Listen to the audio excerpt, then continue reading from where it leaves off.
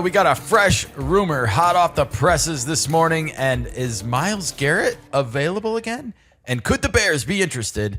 We're talking about it right now. Ladies and gentlemen, can I please have your attention? This bullet just handed to me. And I need all of you to stop what you're doing and listen. This is a brand new Bear rumor right here on the Kanika Sports Channel. And if this is your first time here, please do us a favor. Like this video, subscribe to our channel, and ring that bell for our mascot, Frexy. She told me this morning when I was walking her that she really hopes we get to 1,000 subscribers before this year's NFL draft. So please hit that button. Thank you so much. Thank you. All right, Nika. Fresh off the presses this morning, Mike Maritis from Sports Illustrated.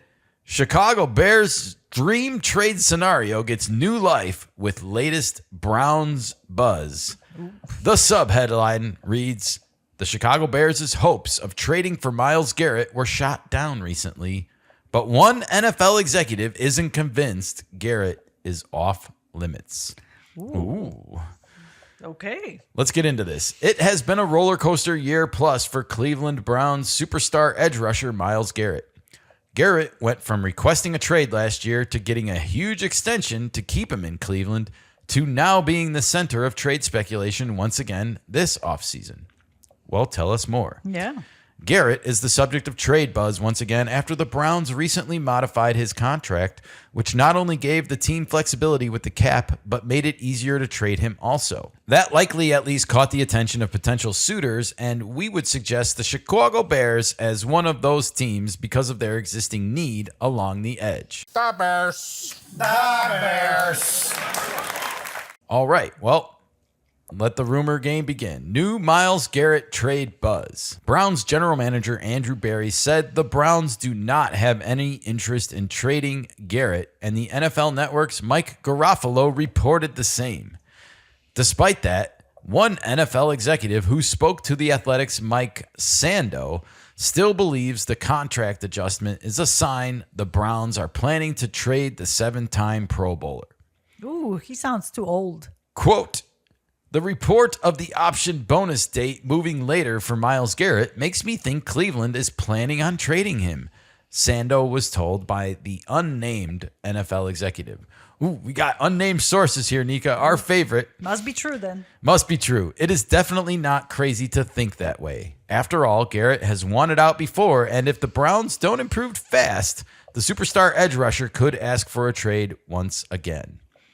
It's not illogical for the Browns to make that kind of move either, as Cleveland is in the midst of a rebuild and would acquire at least 2 first-round picks for a 30-year-old who could be on the decline by the time the Browns are competitive again. Yes, Myles Garrett, as you just alluded to, is not a young man these days. He is already on this side of 30. Sure, that might be a little too old for Ben Johnson's Taste? Well, I don't, that doesn't sound right, but it yes. doesn't. Yeah. No, I know what you mean, though, in terms of like there's a lot of miles on those tires. And do I want to risk driving with those tires, or should I get a new set of tires, even though they might not have the experience of the old tires? And the capital that the Bears will have to put out just to get him. Well, our guy here, Mike Maritis from Sports Illustrated, says this is a dream trade scenario for the Bears. I don't know about that. Acquiring the best edge rusher in the NFL would address one of the Bears' biggest needs in a massive way, and Chicago would improve its chances of winning a Super Bowl with that move.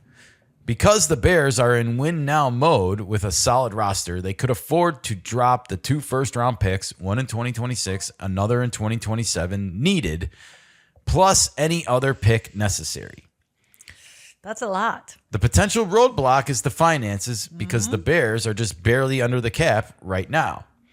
However, we do know Chicago was in on a Max Crosby trade with the Las Vegas Raiders after general manager Ryan Poles admitted as much, so clearly there's a way to make a big trade work. To be quite frank, we'd be surprised to see Garrett moved before the 2026 NFL Draft, or during this offseason entirely. It just feels like neither side is there yet. However, don't rule him out landing on the trade block at the deadline or in 2027 if Cleveland doesn't rebound in a big way. Well, that is the latest from Mike Moritas this morning and his unnamed sources.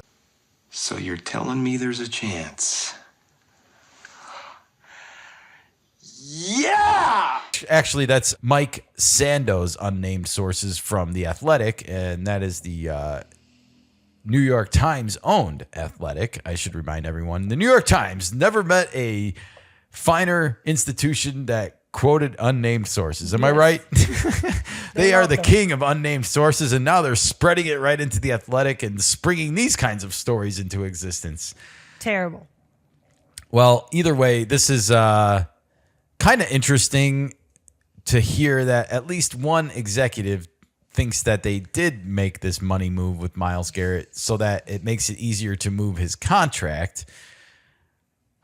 What do you think? Are you buying or selling this move? Do you think, well, first of all, do you think Myles Garrett will get traded before the season starts? It's a smokescreen. They want to see what they can get maybe for him, to test out the markets, but I don't think they're going to move him. So we're going to have tryouts. It's so tough to sell to your fan base when you move a player like this, right? And yet I think it would be in their best interest maybe to try and move him because of the age, Sure, but to look at the age and say like, okay, well, if you're going to give us 2 first-round picks. Right, but the Bears lose more on this than they gain. I think so too. Like to give up both first-rounders. Yes. I mean, no offense to Myles Garrett, and I know he's great, but even our first-round pick this year is worth, to me, more in acquiring extra draft picks versus giving it up for one player. Yeah, You're one injury away from derailing the entire thing. Hello, Green Bay Packers. Exactly. I don't think that's a smart move on the Bears' part if they go for this new shiny object. I think Bears fans have zeroed in. We watched every game last year, and we know the pass rush was abysmal at best. And Bears fans have zeroed in on this as like, we have to fix it now. We have to fix it now. And yet, They do. as bad as our pass rush was last year, we still got into the playoffs. We got to the second round, and we don't even feel like our offense was performing as efficiently as it could be. Exactly. And we're basing everything on the previous year. We don't know how the Bears are going to look under Ben Johnson's second year. We don't know what this team is capable of offensively yet. They have a very, very, very high ceiling, in my opinion. We have a quarterback who's on the Max Crosby podcast saying that he wants to be like the most explosive offense ever, not just in the league next year, but ever.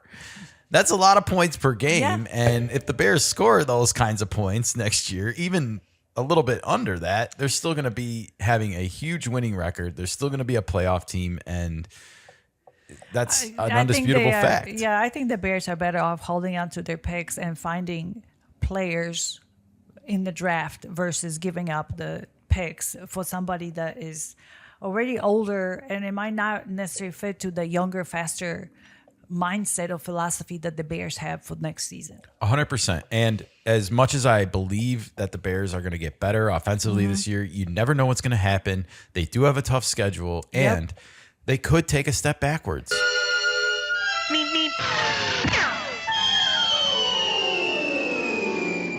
It's not inconceivable. I'm counting on Caleb Williams being the X factor that puts us ahead of that. But things happen.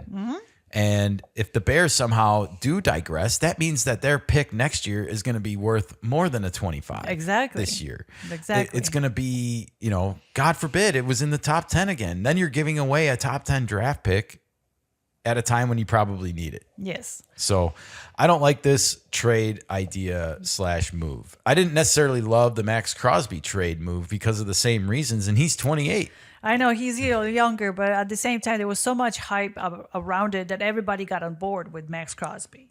And here we are. Yeah. So I think it all worked out for the better for the Bears. And also, do you really want to give this guy like Trey Hendrickson money if he comes in the door wanting a new contract? That's another issue. So money is tight with the Bears at the moment. I want to stay away from Myles Garrett. more power to him. Let's draft some guys and see where we at, and then patch up some holes before the All-Star breaks or whatever. And coach him up. Yeah, let's see where we're at the All-Star break. I might feel differently about this move Exactly. then if I feel like, oh, we're so close, but we need some pass rush. Exactly. But That'll be we can different get there. conversation. All right. Sounds good. Let us know what you think in the comments below. Do you want the Bears to aggressively pursue this trade no matter what the cost is in draft capital? Or do you want to say thanks but no thanks like Move on. we're saying here? Exactly.